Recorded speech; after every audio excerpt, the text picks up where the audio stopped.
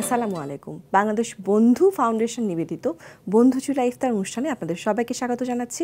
আমি শবনম ফারিয়া। আমরা এই অনুষ্ঠানে বন্ধু চুলায় দিয়ে বানানো খুব সহজ এবং মজাদার রেসিপি দেখি, যার জন্য আমাদের রান্নাঘরে উপস্থিত থাকে একজন রন্ধনশিল্পী।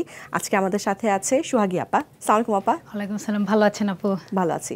আমাদের সাথে আরও আছে আমাদের অসম্ভব পছন্দের একজন মানুষ, ডক্টর এজাজ স্যার। আসসালামু আলাইকুম। ওয়ালাইকুম সালাম। কেমন আছেন স্যার? ভালো আছি আলহামদুলিল্লাহ।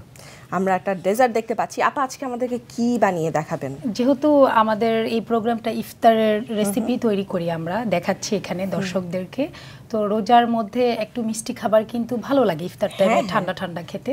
তো ইনস্ট্যান্ট হচ্ছে আমি একটা রসমালাই করে দেখাবো, মানে ছানা ছাড়া ইনস্ট্যান্ট রসমালাই। আচ্ছা, এটা তো আমিও দেখতে চাই। কি কি ইনগ্রেডিয়েন্টস লাগছে? আচ্ছা, রসমালাইয়ের জন্য এখানে আছে একদম কোনো ঘন করে জাল দেওয়া না, লিকুইড পাতলা দুধ এখানে নরমাল। হ্যাঁ 1 লিটার নেওয়া।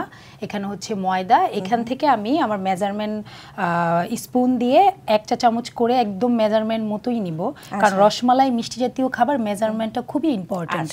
এটা আমার লাগবেই।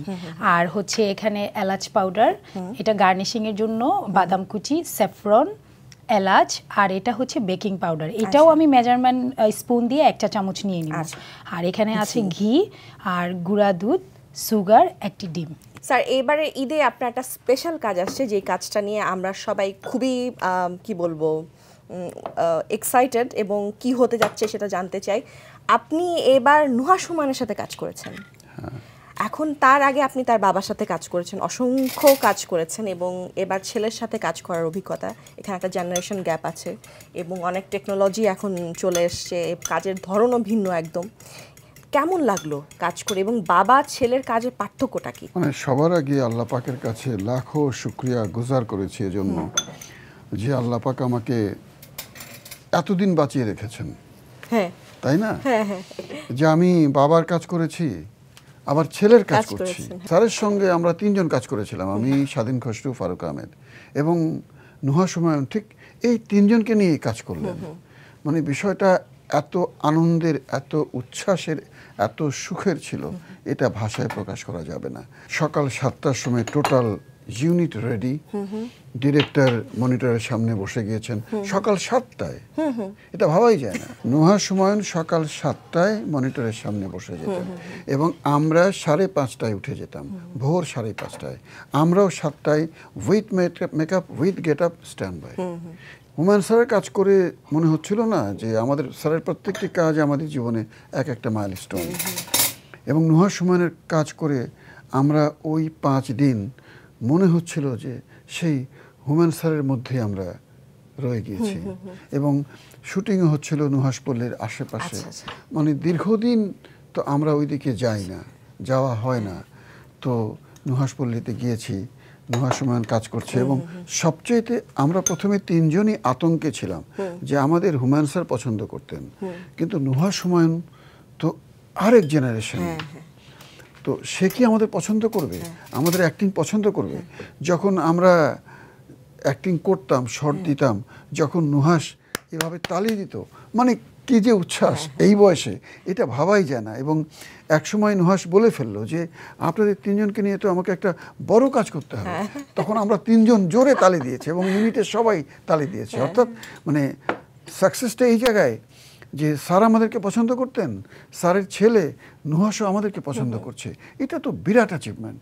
এবং এত ডিসিপ্লিন কাজ, এত সুন্দর কাজ। এবং স্যার যেরকম শুটিংয়ের মাঝখানে টুক করে এসে একটু ইম্প্রোভাইজ করে দিতেন একটা ডায়ালগ, যে এটা বলছো, আচ্ছা না এটা না বলে তুমি এটা বলো, এই ফিজিক্যাল অ্যাক্টিংটা করছো, এই ফিজিক্যাল অ্যাক্টিংটা না করে তুমি এটা করো। সেম নুহা সুমায়ন অ্যাক্টিং করছে, মাঝখানে আঙ্কেল একটু দাঁড়ান, এটা এভাবে করেন। এত নাইসলি, এত পোলাইটলি কথা বলতো, মানে এটা বলা যাবে না। এবং আপনি তো ছোটবেলায় ওকে দেখেছেন? এতটুকু দেখেছি। হ্যাঁ, তখন শুটিং এ যেত না? যেত, ও দেখতো, কিন্তু ও তো চুপচাপ থাকতো, কথা বলতো না। কিন্তু সেই ছেলে মানে বাবাকে যখন ছেলে ডিরেকশন দেয়, ঘটনা তো তাই। আমি, স্বাধীন ভাই, ফারুক, চাচা, আমার চাচা, তো বাবাই। তো ছেলে যখন বাবাকে ডিরেকশন দেয় এবং সাকসেসফুল ডিরেকশন দেয়, এটা যে বাবার জন্য কত আনন্দের, এটা তো মানে বলার মতো না। আমি আরেকটা জিনিস জানতে চাই, এটা আমি অনেকের কাছে জিনিসটা শুনেছি যে প্রত্যেকটা ডিরেক্টরের একটা নিজস্ব প্যাটার্ন থাকে। হুমায়ূন স্যারের প্যাটার্নটা একদমই সবার থেকে আলাদা। তো আপনি তো একচেটিয়া এক সময় শুধু ওনার কাজই করেছেন, এর পরবর্তীতে যখন অন্যান্য ডিরেক্টরের সাথে কাজ করতে গিয়েছেন তখন প্রবলেম হয়নি, কনফ্লিক্ট হয়নি, বা কি পরিবর্তন ছিল এবং স্যারের ডিফারেন্টটা কি ছিল? যে উনি সবাই যে বল হুমায়ূন স্যারের সাথে কাজ করা একটা অ্যাক্টরের জন্য একটা এক্সপেরিয়েন্স, হ্যাঁ সেই জিনিসটা সবচেয়ে মানে ব্রিলিয়ান্ট যে ব্যাপারটা ছিল সেটা হচ্ছে স্যারের সংলাপ, চিত্রনাট্য, দৃশ্যায়ন, এগুলি ছিল অন্যরকম। এই এতদিন পরে যখন নুহাসের সাথে কাজ করলাম মনে হচ্ছিল যে স্যারেরই কাজ করছি। এবং নুহাস তো অনেক গোছানো, টোটাল টিমটা গোছানো, মানে এই টিমে কাজ করলে কেউ বলবে যে না আমি একটা মানে বাংলাদেশ নিয়ে, বাংলাদেশের ইউনিট নিয়ে সে অহংকার করতে পারবে। আমি হুমায়ূন স্যারের গল্পে শাওন আপার পরিচালনায় কাজ করেছি অনেকগুলো, 5-6টা, কারণ এরপরে আপা যতগুলো কাজ করছে সামহা উনি আমাকে খুব কাজ করতেন, বিকজ আমি স্যারের এত বই পড়তাম, মনে আসলে আমাকে চরিত্রতে খুব একটা ব্রিফিং দিতে হতো না। তো তখন আমি স্বাধীন খসরু ভাইয়ের সাথে বলছিলাম যে আমার এই ইউনিটে কাজ করে খুব ভালো লাগছে। উনি বলে ফারিয়া এটা কোনো তুমি কেন এনজয় করছো আমি বুঝতে পারছি না, তুমি যদি স্যারের ইউনিটে কখনো কাজ করতে তাহলে তুমি বুঝতে যে শুটিং কাকে বলে, শুটিং এনজয় করা কী জিনিস, শুটিংয়ের খাবার কেমন হবে তুমি সেটা। কিন্তু আমি অভিনয়তে আসার আগেই তো স্যার আমাদেরকে ছেড়ে চলে গেছেন, খুবই আনফর্চুনেট। অ্যাক্টিং তো নেশা, এটা ছাড়া তো থাকতে পারবো না, তাই না? তো আমাদের এখন ভালো সংলাপ না পেলে কি, এখন তো সিগারেট খেতে পাচ্ছি না, বেনসন পাচ্ছি না, বিড়ি খেতে হবে, কারণ উইদাউট অ্যাক্টিং তো মানে ভালো লাগবে না, এটা হচ্ছে ব্যাপার। আমি একটু আপার কাছে যাচ্ছি, আপার কি অবস্থা? আমার এই তো রসমালাইয়ের জন্য দুধ হচ্ছে জাল দিয়ে ঘন করছি, আর হচ্ছে যে রসমালাইয়ের মিষ্টিগুলো বানিয়ে ফেলছি। আপার রসমালাইয়ের ডো বানানো অলমোস্ট শেষ। স্যার আমরা কথা বলছিলাম যে আপনি অনেক বিভিন্ন ধরনের চরিত্র অভিনয় করেছেন, এমন কি কোনো চরিত্র আছে যেটা আপনার কাছে মনে হয় যে এটা আপনার করা শ্রেষ্ঠ চরিত্র বা আপনার খুবই পছন্দের চরিত্র, বা এমন কোনো চরিত্র আছে যেটা করেছেন পরে মনে হয়েছে যে আই উইশ যে আমি আমার ব্যক্তিগত লাইফে এরকম হতে পারতাম? এরকম হুমায়ূন স্যারের যতগুলি কাজ করেছি, হুমায়ূন স্যারের নাটকের যতগুলি চরিত্র অভিনয় করেছি সবগুলি আমার পছন্দের, সবগুলি।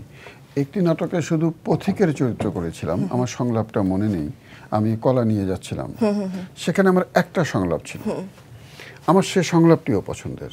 এই যে আপনাদের তিনজনের যে একটা কম্বিনেশন, ফারুক ভাই, আপনি আর স্বাধীন ভাই, আপনাদেরকে নিয়ে এই চরিত্রটা স্যার কিভাবে ভাবলো, আর আপনাদের ব্যক্তিগত লাইফে আপনাদের ইয়েটা কেমন, কেমিস্ট্রি কেমন? আমরা তো আসলে নুহাস চলচ্চিত্র পরিবার ছিলাম, সত্যি কথা বলতে যেটা, এবং স্যারও আমাদেরকে তার পরিবারের মানুষই মনে করেছিলেন, আমরা কিন্তু স্যারের পরিবারের মানুষ ছিলাম। তো একসঙ্গে বছরের পর বছর একই রুমে ঘুমাতাম, একসঙ্গে সকালে নাস্তা করছি, একসঙ্গে দুপুরে খাবার খাচ্ছি, রাতের খাবার খাচ্ছি, ঝগড়া করছি, রাগারাগি করছি, সুতরাং রিলেশনটা ঠিক একটা পরিবারের মতো আমাদের হয়ে গিয়েছিল, এবং সেটি দীর্ঘদিন আমরা আলাদা হয়েছিলাম। ওই যে অনেক সিনেমায় দেখেছি না যে ছোটবেলায় সবাই হারিয়ে যায়, আবার বড় হলে একসঙ্গে দেখা হয়, আমাদের অবস্থাটা ঠিক সেরকম। মানে হুমায়ূন স্যারের কাজ করার পর আমরা তিনজন হারিয়ে গিয়েছিলাম, আবার নুহাস হুমায়ূনের কাজে আমরা তিনজনকে ফিরে পেয়েছি। এর মাঝখানে আরেকজনের ব্যাপারে আমি জানতে চাই, উনিও আপনাদের সাথে অনেক কাজ করেছে, আমাদের চ্যালেঞ্জার ভাই। ওনার গল্প শুনতে চাই। চ্যালেঞ্জার হয়তো হঠাৎ করে এলেন, ওই যে আমার যেটা বিখ্যাত সংলাপ, অনেকেই বলেন, আমি বিখ্যাত বলবো না, দর্শকরা বলেন যে বাবাজান আমি বিয়ে করব না, লজ্জা লাগে। সে হাবলঙ্গের বাজারে আমাদেরকে আপা আজকে আপনার শুটিং এর আগে এটাই বলছিলেন যে ওনার খুব পছন্দের ডায়লগ এটা। হ্যাঁ আমার খুব পছন্দের, এবং এটা এখন বেশি সামনে আসে ফেসবুকে। আবার সালেহ আহমেদের কথা আমরা বলতে পারি, চ্যালেঞ্জার ভাই সালেহ আহমেদ এই নাটকে একজন নাপিতের ক্যারেক্টার। তো তখন চ্যালেঞ্জার ভাই নুহাস চলচ্চিত্রে এসেছেন, মানে উনি খুব সুন্দর রান্না করতে পারেন, এই জন্য ওনাকে মানে নুহাস চলচ্চিত্রে স্যারের কাছে আনা হয়েছে যে উনি খুব ভালো রান্না করেন, তো স্যার ওনার রান্না খাবেন, উনি রান্না করবেন, এই জন্যই ওনার আগমন। তারপরে ওই হাবলঙ্গের বাজারের নাটকে একজন নাপিতের দরকার, তো স্যার তখন চ্যালেঞ্জার ভাইকে বললেন যে তুমি এই কাজটা করো। তো চ্যালেঞ্জার ভাই বললেন না না আমি এটা কি করে করবো, এটা অসম্ভব, আমি কেন অ্যাক্টিং করবো, কেন না করো তুমি। এই চ্যালেঞ্জার ভাইকে স্যার জোর করে নাপিতের অ্যাক্টিং করালেন, তারপর তো সেই চ্যালেঞ্জার ভাই অনেক বিখ্যাত বিখ্যাত কাজ করে গেলাম। আর সালেহ আহমেদ স্যার? সালেহ ভাই স্যারের সাথে অনেক আগে থেকে পরিচিত ছিলেন। আচ্ছা আচ্ছা। যখন স্যার বহুব্রী নাটকে শুটিং করেছিলেন তখন ময়মনসিংহ গিয়েছিলেন, তখন সালেহ ভাই ছিলেন ময়মনসিংহের চিফ ইঞ্জিনিয়ার, আচ্ছা আচ্ছা। পানি উন্নয়ন কিংবা এরকম একটা বিভাগের চিফ ইঞ্জিনিয়ার ছিলেন। তখন স্যারের সঙ্গে ওনার অনেক একসঙ্গে থাকা এবং একসঙ্গে কাজ করা হয়েছিল। তারপর থেকে ঘনিষ্ঠতা, তারপর থেকে তো সালেহ ভাই আমাদের সঙ্গে আমাদের পরিবারেরই একজন ছিলেন। চ্যালেঞ্জের ভাই সালেহ ভাই তো আমাদের পরিবারের মানুষ ছিলেন, কোনো সন্দেহ নেই। কিন্তু এই যে অভিনেতা, তার আগে তো একটা গল্প থাকে, অভিনেতা হওয়ার গল্প। নর্মালি আমরা যারা একটু আনকনভেনশনাল প্রফেশনে কাজ করতে চাই বা শখ থাকে, পরিবার থেকে তো বেশিরভাগ ক্ষেত্রেই বাধা থাকে। তো আপনি যে এই যে ছোটোবেলা থেকে স্কুলে অভিনয় করতেন তখন নিশ্চয়ই বাধা ছিল না, বাট যখন আপনি ভাবলেন যে আমি আরও অভিনয় করতে যাই বা থিয়েটারে কাজ করব, তখন বাধা দেয়নি যে এত ভালো স্টুডেন্ট, মেডিকেলে পড়ছো, পড়াশোনায় কনসেন্ট্রেট করো? একদম, মানে স্কুলে যখন অভিনয় করতাম তখন থেকেই পাগলামিটা ছিল। তো বাসায় মনে আছে আমার যে একবার আম্মা এটার পক্ষে ছিলেন না। আচ্ছা। কারণ আম্মা আমার নানার পরিবার, বাবাও অত্যন্ত ধার্মিক ছিলেন, মাও অত্যন্ত ধার্মিক ছিলেন, কিন্তু মা আমার অভিনয়টা পছন্দ করেননি। আচ্ছা। মা বলতেন বাবা এগুলি করে না। আচ্ছা। মার ধারণা ছিল যে এগুলি পাপ কাজ, এটা না করাই ভালো। তো আমার এখনো আব্বার কথা মনে আছে, তখন আমি স্কুলে অ্যানুয়াল ড্রামা করে বাসায় ফিরলাম, তখন আব্বা আমাকে বললেন যে দেখো, অভিনয় করতে চাও করো, একটা জিনিস মনে রাখবা, জীবনে তুমি সৎ উদ্দেশ্যে যে কাজ করবা সেখানে কোনো পাপ নাই, তোমার উদ্দেশ্য যেন সৎ থাকে এটা মনে রাখবা। অভিনয় করো, সমস্যা নাই, কিন্তু সৎ উদ্দেশ্যে অভিনয় করতে হবে। আমি বাবার এই কথাটা মনে রেখেছি। তারপর তো নাটক শুরু হলো, সিনেমা শুরু হলো, আম্মা টেলিভিশনে আমাকে দেখেন, সিনেমায় দেখেন। তো আমি আব্বা আমার খুবই, মানে হয় না যে খুবই পছন্দের ছেলে ছিলাম। তো একদিন আম্মা আমার ভাই বোনদের বলছিল, পরে বোন আমাকে বলল যে আম্মা খুব মাঝে মধ্যে কষ্ট পায় তোর জন্য, যে তুই এই অভিনয়টা করতেছিস। আম্মা নাকি বলেছিল যে আমার এই ছেলেটা অবশ্যই ভেস্তে যেত। আল্লাহ ভেস্তে নেয় কিনা, ও তো নাটক করে। এটা তার আফসোস ছিল যে আমার এই ছেলেটা এত ভালো, এই ছেলেটাকে আল্লাহ ভেস্তে না নিয়ে আল্লাহর কোনো উপায় ছিল না। আপনার ছেলেমেয়েরা কি কেউ অভিনয় বা ডাক্তার পেশায় কেউ এসছে? আমার বড় মেয়ে ডাক্তার, ছোট মেয়ে ডাক্তার, বড় ছেলে ডাক্তার।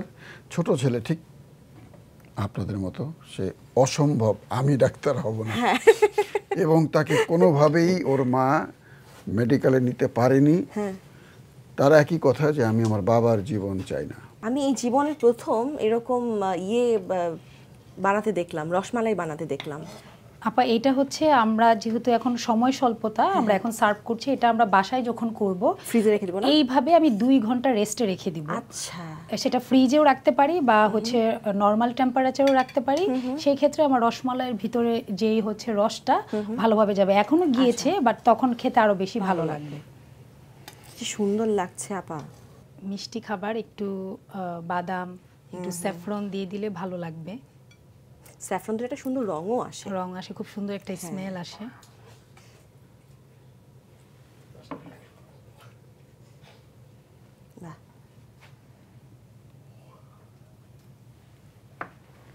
আমাদের প্রিয় দর্শকদের জন্য আর আপু এবং ভাইয়ার জন্য ইনস্ট্যান্ট রসমালাই রেডি।